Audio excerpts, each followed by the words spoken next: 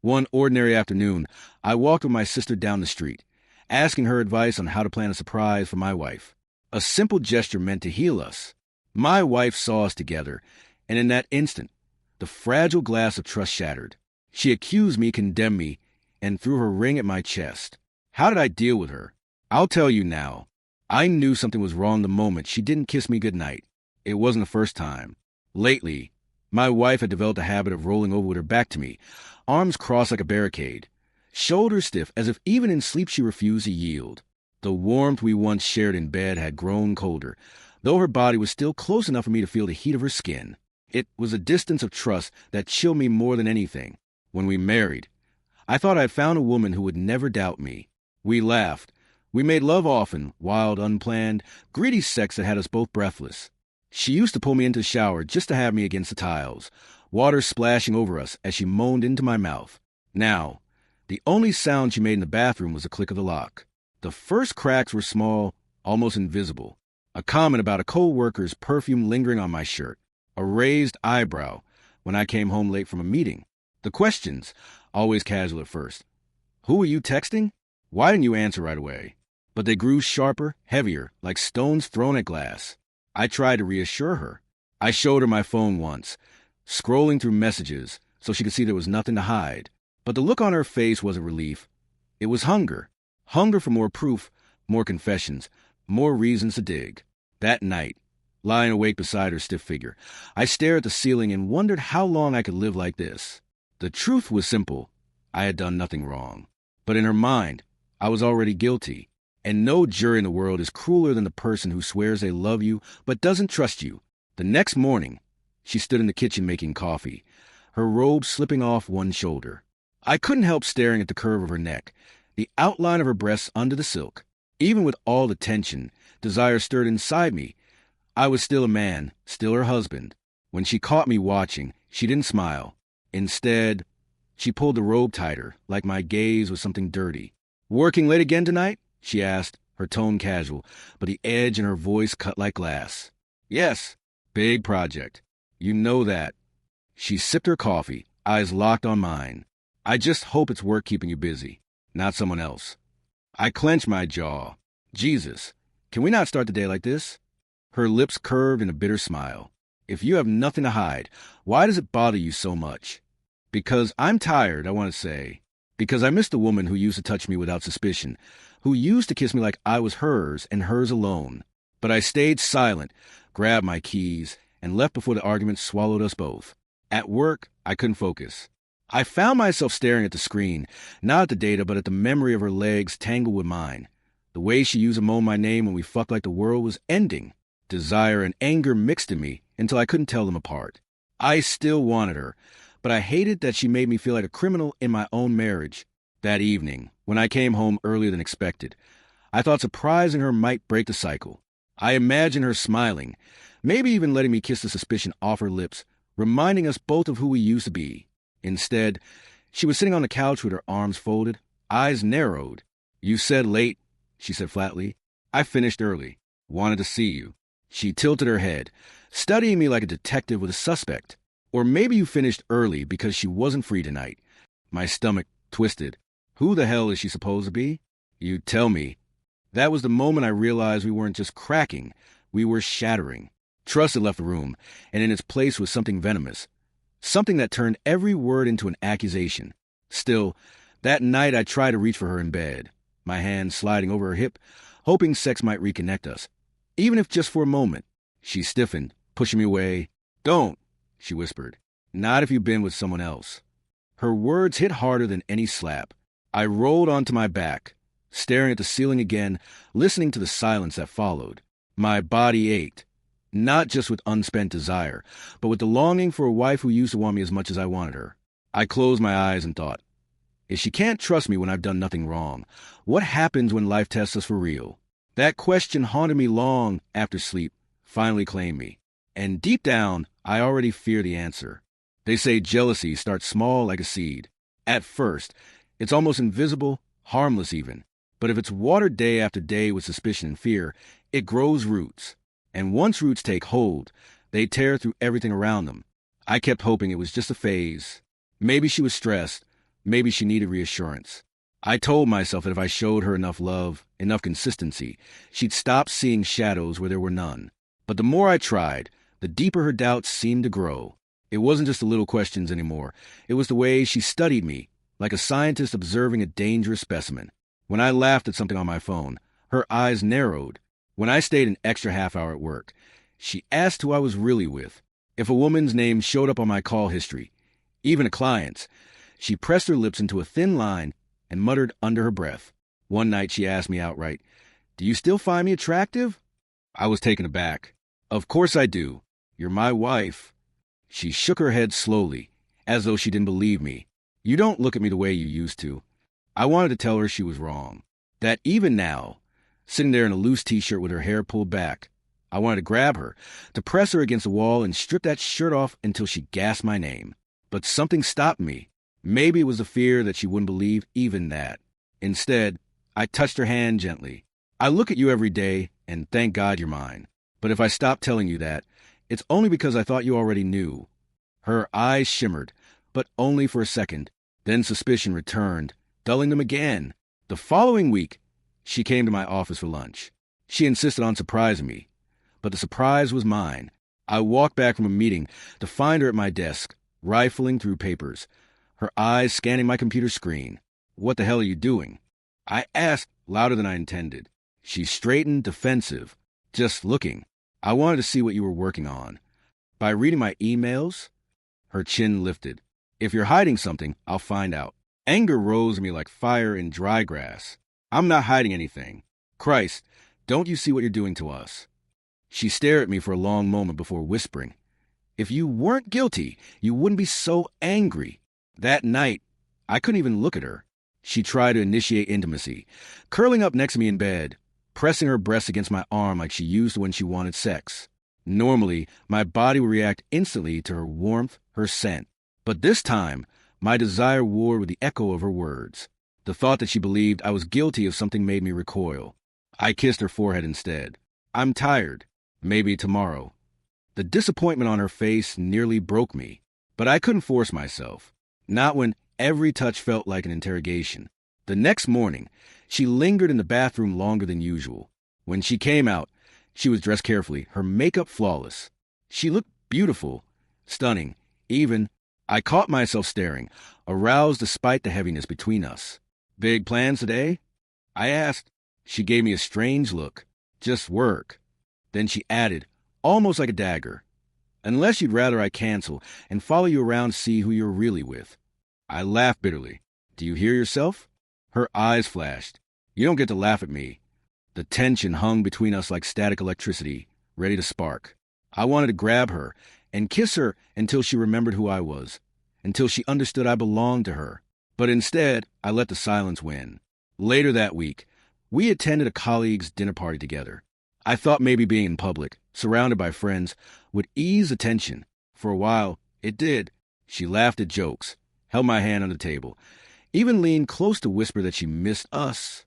But then one of my female colleagues, a woman 10 years older, married with kids, touched my arm while telling a story. My wife's entire body stiffened. I felt her nails dig into my hand beneath the tablecloth. When we got home, the explosion came. "She couldn't keep her hands off you," she hissed, pacing the living room like a caged animal. "For God's sake," she was telling a story. "That's all." Her eyes blazed. "Do you think I'm blind? Do you think I don't see the way women look at you?"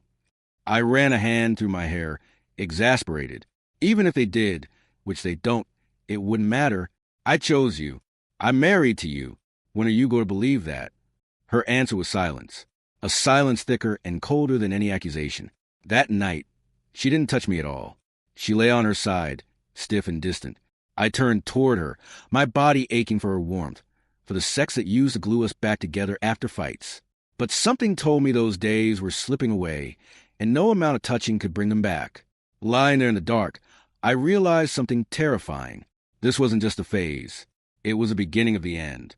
It was a gray Thursday morning when my sister texted me. In town for a few days. Coffee. I hadn't seen Anna in months. She traveled constantly for work, and even when she was home, our schedules never aligned. The message made me smile, a rare feeling lately. With my wife's jealousy grinding down on me, Anna's presence felt like a lifeline, a reminder of family untainted by suspicion. I typed back quickly. Of course, where? When I mentioned it over breakfast, my wife raised an eyebrow. Anna? Since when did she just show up out of nowhere? She was nearby for work. Just a quick coffee. I explained. The way she stirred her spoon in her cup made my skin crawl. Funny, you seem awfully eager. I clenched my jaw. She's my sister. She said nothing else, but the silence was louder than words. Anna and I met at a cafe near the river. The moment I saw her, she jumped up, hugging me tightly. She smelled faintly of vanilla and city air. God, it's good to see you, she said, smiling. We sat by the window, talking about everything, her job, her travels, her failed relationship. For the first time in weeks, I felt relaxed.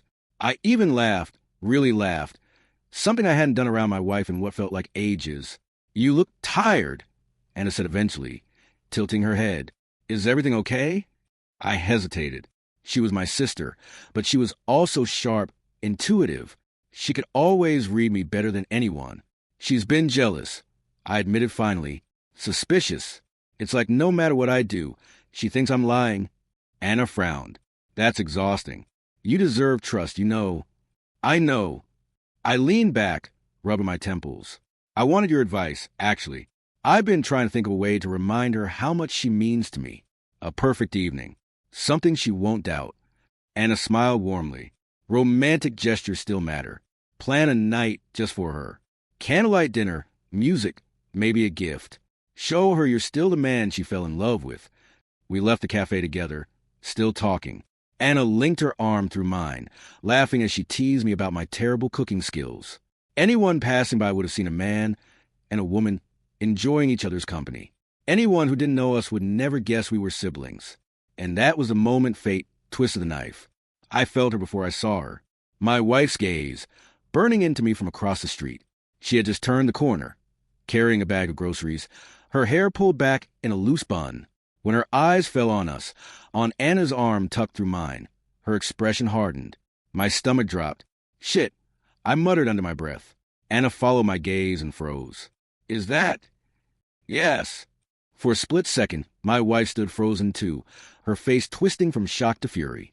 Then she turned abruptly, marching away, her shoulders stiff, her pace sharp like a blade slicing through the air. I almost ran after her, but Anna caught my arm. Wait. Don't chase her now. She's angry. You'll only make it worse. But she doesn't know it's you. She thinks. I know, Anna said softly, but explain later when she's calm. Calm? My wife hadn't been calm in weeks. When I returned home that evening, the storm had already begun. She was waiting in the living room, arms crossed, face pale with rage. So, she said, her voice trembling. Who was she? My sister, I said quickly. It was Anna. Her laugh was sharp, bitter. Don't insult me. I saw you holding her arm like lovers. I know what I saw. I threw my hands up. You saw me with my sister. We had coffee. That's it. She stepped closer, eyes blazing. Don't you dare lie to me. I knew it. I knew you couldn't keep it in your pants. You think I'm stupid? Her words cut deep. It wasn't just the accusation. It was a conviction in her voice. She had already judged me guilty. Jesus Christ, listen to yourself. I snapped. You're destroying us for nothing. But she wasn't listening. She stormed past me into the bedroom, slamming the door so hard the walls shook. I stood there, shaking, staring through a grain of the closed door, realizing nothing I said mattered anymore. In her mind, the verdict was already written. That night, lying in bed beside her rigid, silent figure, I thought about Anna's advice. Candlelight, romance, music. But what good is romance when trust has already drowned? I turned toward the ceiling, my chest aching, my body tense with unspent desire and frustration. I wanted to touch her, to pull her close, to remind her with skin and lips that she was the only woman in my life. But even in the dark, I could feel her mistrust like a wall between us. And for the first time, I wondered if no amount of love or sex could tear it down. The house felt like a trap that evening. Every sound echoed too loudly. The ticking clock on the wall, the faint on the fridge, the shuffle of her footsteps upstairs. I sat on the couch, gripping the armrest like it could anchor me, waiting for her to come down and unleash what I already knew was coming. When she appeared, her hair was loose, framing her flushed face. She wasn't calm. She was volcanic, and I was standing on the slope just before the eruption. "So," she began, her voice low and shaking, "are you going to tell me her name, or should I just call her the slut from the cafe?" My stomach twisted. It wasn't like that. It was Anna, my sister. "Your sister?" she spat, sarcasm dripping from every syllable. "Do you expect me to believe that? Do sisters hold hands? Do they cling to your arm, laughing like your lovers?" She linked her arm with mine. "For God's sake, you saw what you wanted to see." Her laugh was hollow, cruel. "Don't gaslight me. I know what I saw. You were smiling in a way you don't with me anymore." That stung deeper than the accusation, because it was true. I hadn't smiled like that with her in a long time, not because of another woman, but because her jealousy had drained all the joy out of me. I rose to my feet, trying to stay calm. "You're making something out of nothing. You've been doing this for months, and it's killing us." She stepped forward, eyes blazing. "You think I'm stupid? You think I haven't noticed the way you look at other women? The way they look at you? Admit it, you love the attention." "Attention?" My voice cracked with disbelief. "The only attention I've ever wanted is yours. But you push me away, you doubt me, you poison every kiss with suspicion." Her lip trembled, but she masked it with fury. "Enough lies." And then she did it. She yanked the wedding ring off her finger, holding it up like a weapon. Her chest heaved, her breasts rising and falling beneath the thin shirt she wore. For a fleeting, insane second, even in the middle of the storm, I felt desire coil low in my stomach. The sight of her, wild, furious, alive, ignited something primal in me. But the next moment, she hurled the ring at me. It clattered against my chest, fell to the floor, and rolled across the hardwood until it stopped by the leg of the couch. The silence that followed was deafening. "There," she hissed.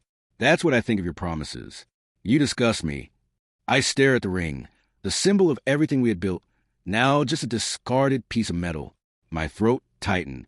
"You don't even want to hear me out. You've already decided." She turned away, pacing like a caged animal. "I don't need to hear lies. I saw the truth with my own eyes." I bent slowly, picking up the ring. My hand shook as I held it. The weight of it felt different now, heavier, poisoned. "Do you even remember the night I gave this to you?" I asked quietly. She froze but didn't look at me. "I told you it meant forever. That it was more than gold. It was my trust, my vow.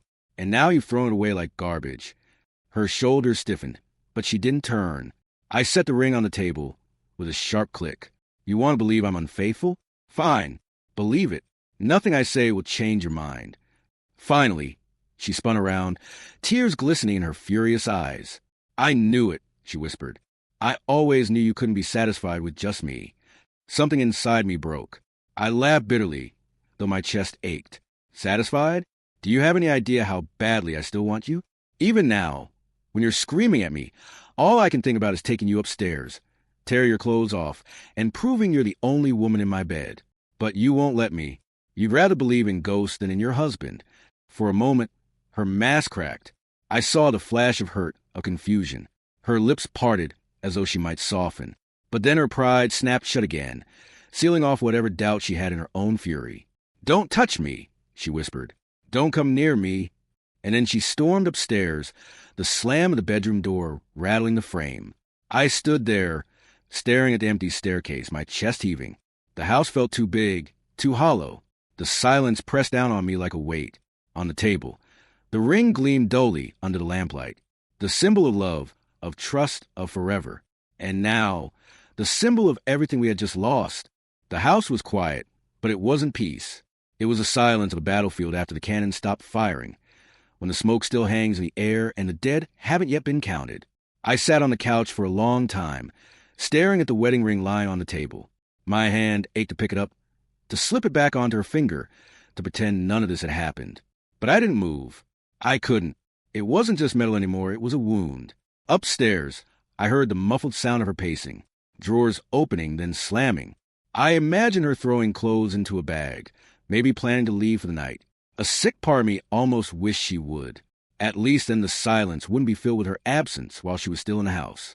I leaned back, running a hand over my face. My chest felt hollow. How had it come to this?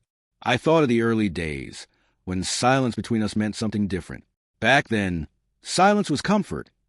Falling asleep with her head on my chest, her breath warm against my skin.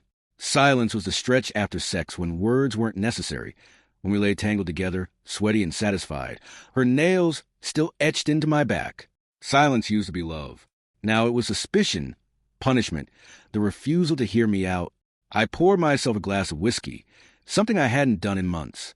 The burn in my throat was welcome. At least it felt real, unlike the endless circle of accusations and defenses. I sat there, drinking slowly, the lamp casting a dull glow over the room. Time blurred. At some point, I must have dozed off on the couch. I woke to the sound of footsteps on the stairs. She appeared in the doorway, arms folded. Her eyes were red, but her jaw was set. She looked at me like I was a stranger. "Are you proud of yourself?" she asked quietly. "Proud." My voice was hoarse. "Of what?" "Of being accused for loving my sister like family? Of being called a liar no matter what I say." Her lips trembled, but she bit down on them. "You could have told me. You could have said you were meeting her." I laughed bitterly. "Would it have mattered? You would have twisted it anyway. You don't trust me. You haven't for months." Her eyes softened just for a moment, but then hardened again.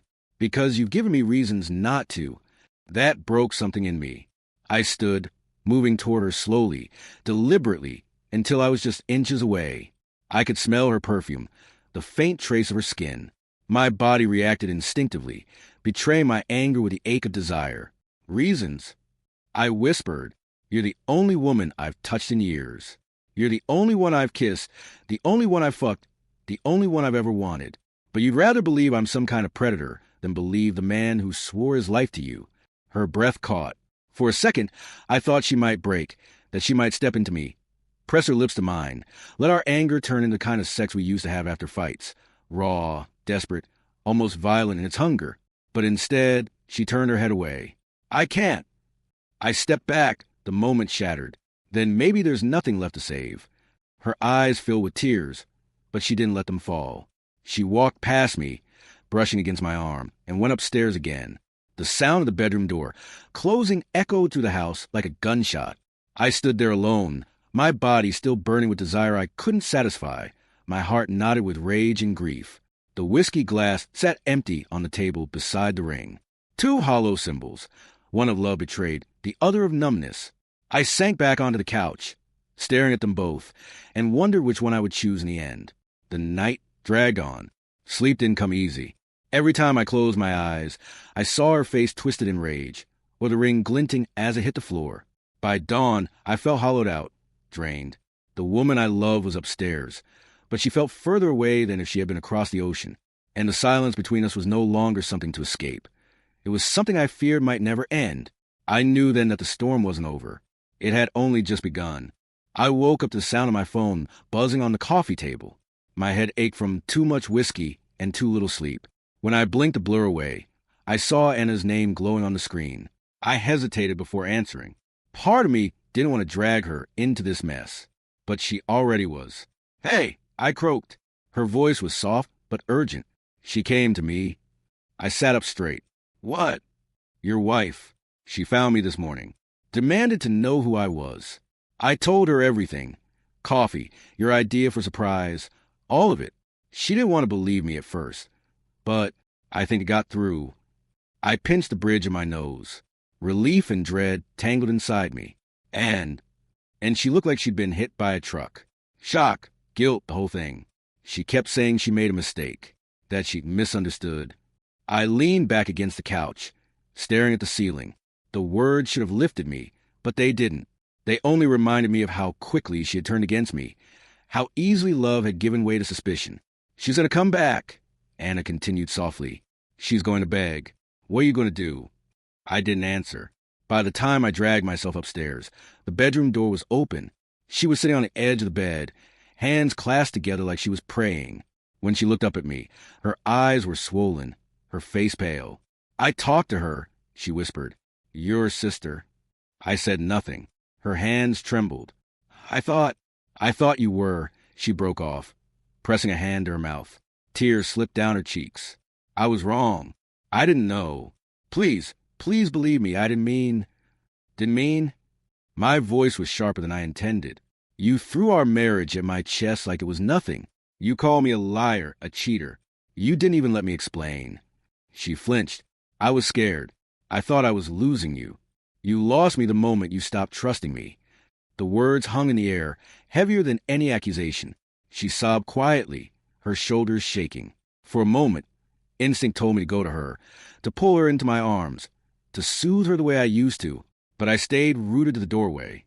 Her eyes lifted to mine, pleading, I'll do anything to fix this. I'll change.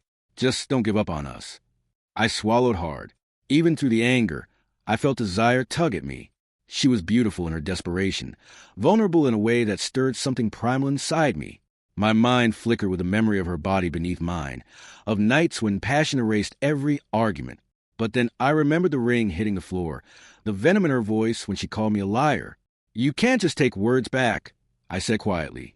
I'll prove it, she whispered, rising slowly from the bed. She crossed the room, her hand grazing my chest. Her fingers trembled, her touch feather-light. Let me show you, let me remind you. Her scent filled my lungs. Her nearness sent sparks racing through my blood. For a moment, I almost gave in.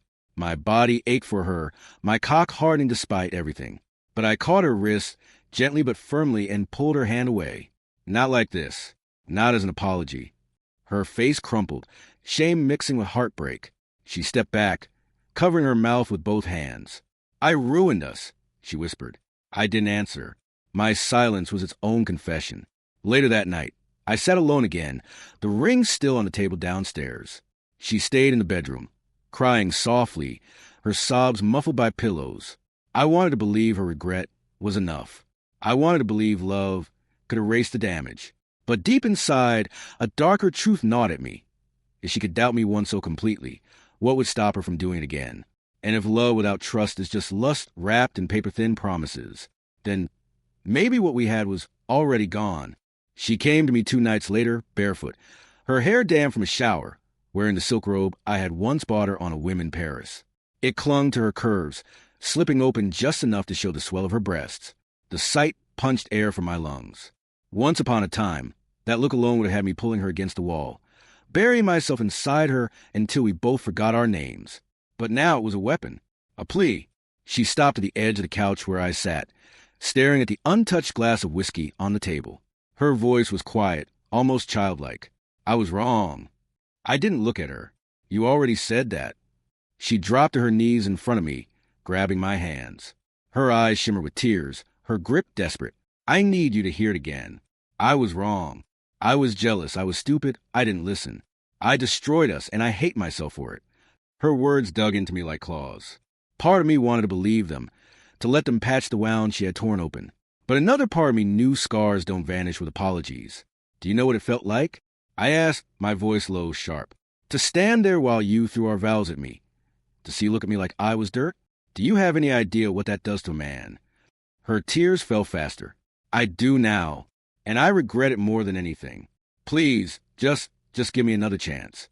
Let me prove that I can be better. Her hand slid up my thighs, tentative, trembling. My body betrayed me instantly, heat surging through me. Her robe slipped further open, exposing more skin, and I swallowed hard. Don't. I whispered, even as my pulse hammered. She looked up at me, lips parted, eyes wet. I want to make it right. I want to give myself to you. Please, let me love you the way I should have that night instead of pushing you away. Her fingers brushed dangerously close to my growing arousal. My breath caught, my chest tightening. God, I wanted her. I wanted to push her back against the floor, tear that robe from her body, and reclaim the woman who was still mine, even after everything. But I caught her wrist again, firm this time. No, not like this. Her face crumpled, her body shaking. She collapsed against my knees, sobbing into my lap. I can't lose you. I can't. You're everything to me. I sat frozen, my hand hovering above her back, unsure if I should comfort her or push her away. My heart ached, my cock throbbed, my mind screamed. She was here, begging, ready to give me everything. And still, the echo of her accusations rang in my ears. You didn't trust me when it mattered, I said finally, my voice hoarse. That's the part one can't get past. Love without trust isn't love, it's a cage. Her sobs grew louder, raw, broken. She pressed her face harder into me, shaking with the force of her grief. For a moment, I closed my eyes, remembering the nights when her moans sounded just like this, desperate, breathless, consumed. The sound of desire and the sound of regret weren't so different. I opened my eyes and looked down at her. She wasn't the lover arching beneath me. She was the woman who had thrown away my ring. Slowly, I lifted her up, setting her gently beside me on the couch. "I need space," I whispered. Her hand clutched at my shirt, refusing to let go. "Please, don't leave me." I pried her fingers off one by one, my chest aching as I did. "I'm not leaving," I said, "but I can't just erase what happened. And you can't ask me to." She folded into herself, curling on the couch like a child, her sobs shaking the cushions. I stared at the ceiling, my body still tense with unspent desire, my heart splitting down the middle. Her begging had moved me, broken me, tempted me. But forgiveness wasn't something I could be seduced into giving. Not this time. The ring sat on the table where I had left it, catching the morning light. It looked harmless, just a circle of gold, but every time I glanced at it, my chest tightened. It was no longer a promise. It was a reminder of the moment she had hurled her trust into the void. She noticed me staring at it during breakfast. We hadn't spoken much. The silence had stretched on, fragile and sharp. Then she set her cup down and whispered, "Can I have it back?" I looked at her, really looked at her. Her eyes were swollen, her lips pale. She wasn't the proud woman who had accused me. She was broken, trembling, yet still clinging to the one symbol she thought could stitch us back together. "You want the ring?" I asked quietly. "Yes," she breathed. "I want to wear it again. I want to feel it on my hand, to remember what it means. Please let me." I let out a slow laugh, bitter and low. "It doesn't mean what it used to. Not anymore." Her face crumpled. She reached across the table, her fingers brushing mine. "It still can. I made a mistake, I know, but I'll spend the rest of my life proving to you that I trust you. Just please give it back." Her touch sent a jolt through me. My body remembered her even when my mind rejected her. The warmth of her fingers, the softness of her skin, it all screamed intimacy, begged me to give in. But my eyes fell back to the empty spot on my own hand where my ring had once been. "You threw it away," I said coldly. "You don't get to ask for it back now." Tears welled again, spilling down her cheeks. I was angry. I wasn't thinking. "No," I corrected. "You were thinking. You were thinking I was unfaithful. You were thinking I was a liar. You looked at me and saw a stranger. And that's worse than anger. That's belief. You believed it."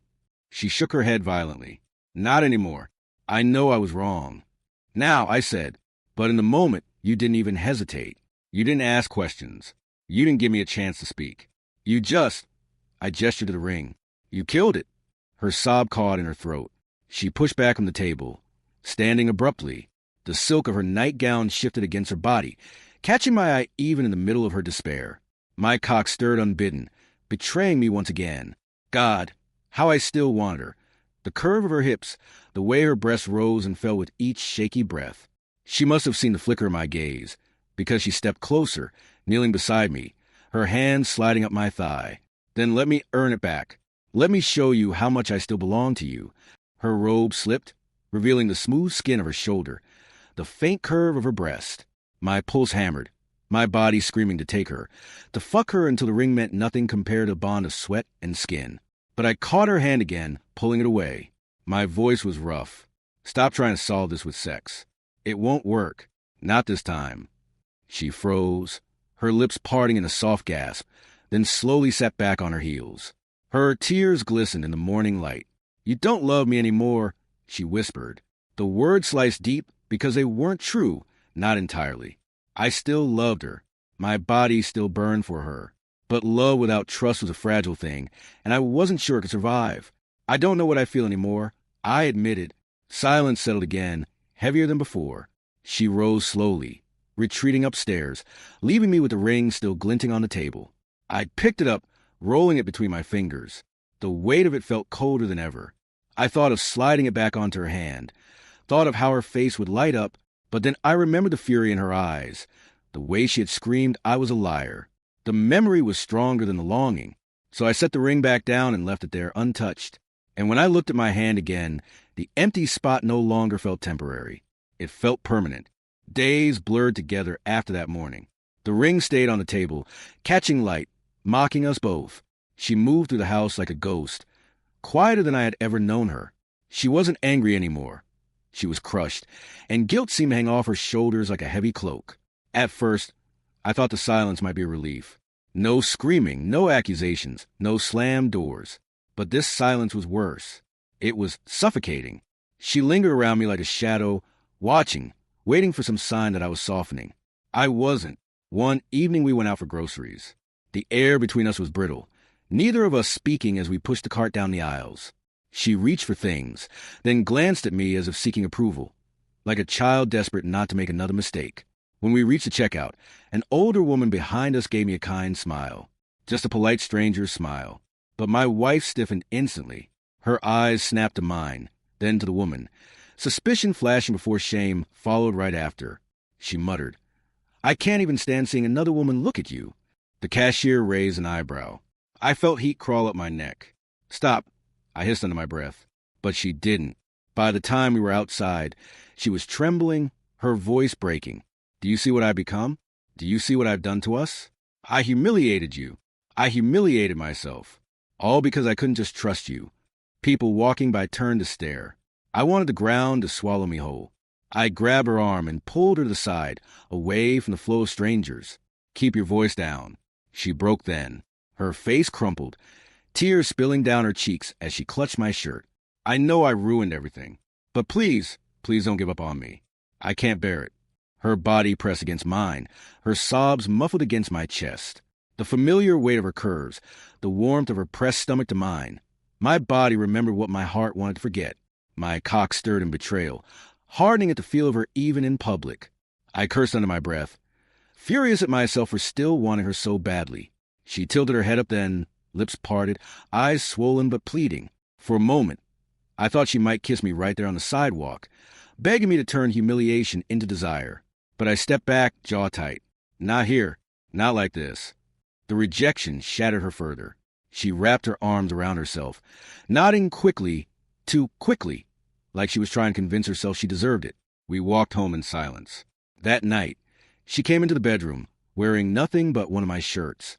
She crawled into bed beside me, pressing her body against mine, her thighs sliding over me in a way that left no doubt about what she wanted. Her hand found my chest, trembling but insistent. "Please," she whispered, "make love to me. Remind me I'm still yours." My entire body screamed yes. My cock strained against the fabric of my shorts, desperate for her warmth, for her wetness, for familiar rhythm that had once been our salvation after every fight. But I stared at the ceiling, teeth clenched, every nerve at war. "You don't get to fix this with sex," I said hoarsely. Her hand froze. Slowly, she withdrew, curling into herself on the other side of the bed. The silence that followed was unbearable. She sobbed quietly into the pillow, each muffled cry a dagger in my chest. And still I didn't move. I lay there, rigid, my body aching, my heart breaking. For the first time, I realized she wasn't just begging for forgiveness. She was begging for survival, for the marriage itself, for me, and I couldn't give her what she wanted. The next morning, I caught her staring at the ring on the table again. Her fingers hovered above it, trembling, but she didn't touch it. When she noticed me watching, she pulled her hand back quickly, as though it might burn her. Her voice cracked. "If I put it back on, will you believe me? Will you believe that I want us to be whole again?" I shook my head. "It's not about wearing it. It's about meaning it. And you broke that meaning the moment you threw it away." She turned away, shoulders shaking. For the first time since the day she accused me, I felt truly certain of something. Even if I still loved her, even if I still wanted her body more than air, there was no going back to what we had been. The stranger's smile, her breakdown on the sidewalk, the ring untouched on the table. They were all proof of the same truth. Some damage can't be undone. She waited until late that night. I had been sitting in the living room, staring at the ring again, turning it over and over my palm like it might reveal some hidden answer. When I finally placed it back on the table, I heard her footsteps on the stairs. She appeared in the doorway, barefoot, wearing nothing but lingerie I hadn't seen in months. Black lace that clung to her skin, sheer enough to make my throat tighten. Her hair was loose, her lips parted, her eyes shimmering with both tears and determination. "I want to fight for us," she whispered. My chest tightened. She looked like temptation itself. Every curve designed to undo me. My cock stirred instantly, hardening in betrayal of my resolve. She crossed the room slowly, each step deliberate, until she stood in front of me, trembling but bold. She took my hand and pressed it against her breast. Her nipple hardened beneath the lace, her skin burning hot against my palm. "Feel me," she breathed. "I'm yours. I've always been yours. I made a mistake, but I'm here now. Please, take me. Remind me who I belong to." My pulse roared in my ears. The sight of her, the feel of her, the scent of her perfume. Everything screamed to give in, to push her down on the couch, to bury myself inside her until we both forgot what had happened. I wanted it. God, I wanted it so badly I ached. But my mind snapped back to the sound of her voice calling me a liar, to the flash of her throwing the ring, to the humiliation of being condemned without a chance to speak. I pulled my hand away. Her breath hitched, her eyes wide, breaking. "No," she whispered. "Please don't do this. Please don't give up on me." I stood slowly, my body towering over hers, my voice rough with desire and heartbreak. "I can't pretend anymore. I still love you. I still want you. But love without trust isn't enough. You didn't trust me when it mattered, and that's something I can't forgive." Her knees buckled, and she collapsed onto the couch, sobbing. The sight gutted me, but I forced myself to stand firm. She looked up at me, tears streaking her cheeks. "Then give me the ring. Please, let me wear it again. Let me try." I stared at the table, at the small circle of gold that had once meant forever.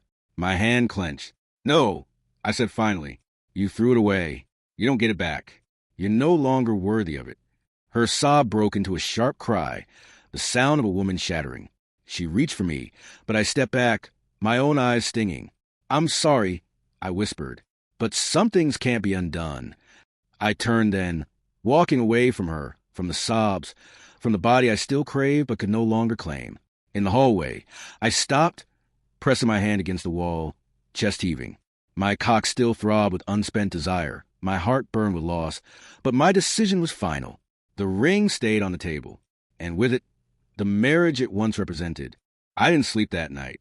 I lay awake in the spare room, staring at the ceiling while her muffled sobs bled through the walls. Every sound twisted in my chest, but I stayed where I was. If I'd gone to her, if I'd held her, I knew what would have happened. My body would have betrayed me. I would have sunk back into her warmth, and by morning I'd be chained to the same cycle of mistrust and regret. At dawn, I rose quietly.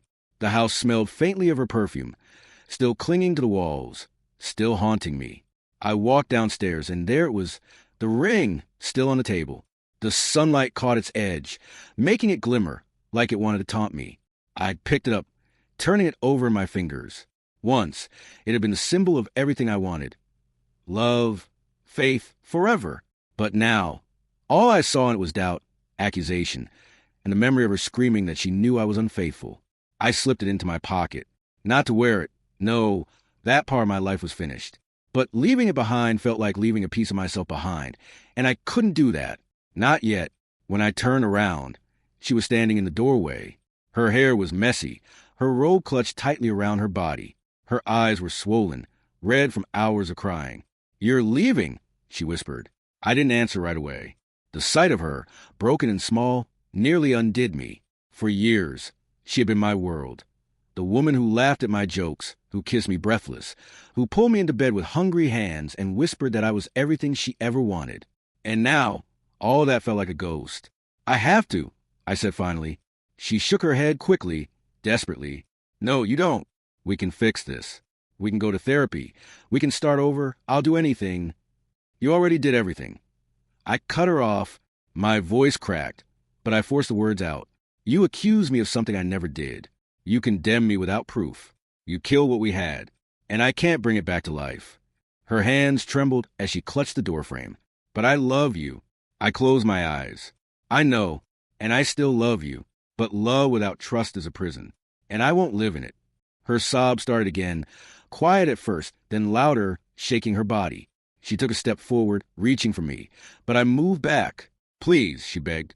"Please don't go. Take me. Hurt me. Punish me. Just don't leave me." Her words cut me deeper than any knife. My body screamed to go to her, to pin her against the wall, to fuck her until she understood she was mine. But I knew it wouldn't fix anything. Desire was a bandage, not a cure. "I can't," I whispered. I stepped past her. She crumpled against the wall as I brushed by. sliding down to floor, sobbing into her hands. I forced myself not to turn back. At the door, I paused only once. The air outside was cool, fresh, untainted by suspicion. I breathed it in, my chest aching. Then I walked out, closing the door softly behind me. I don't know where I'm going yet. Maybe a hotel, maybe to Anna's for a few days. The future is a blank canvas, terrifying and empty. But for the first time in months, I feel something close to clarity. Love is not enough. It never is. Without trust, love rots. Without trust, every kiss turns bitter. Every touch feels stolen. Every silence grows loud with suspicion. She thought the ring was forever. So did I. But forever only lasts as long as the faith holding it together. And once that faith is broken, the ring means nothing. I reached into my pocket, feeling the cool circle of gold against my palm. For now, I keep it, not as a promise, but as a reminder of the lesson I learned too late. There is no return from the moment love dies.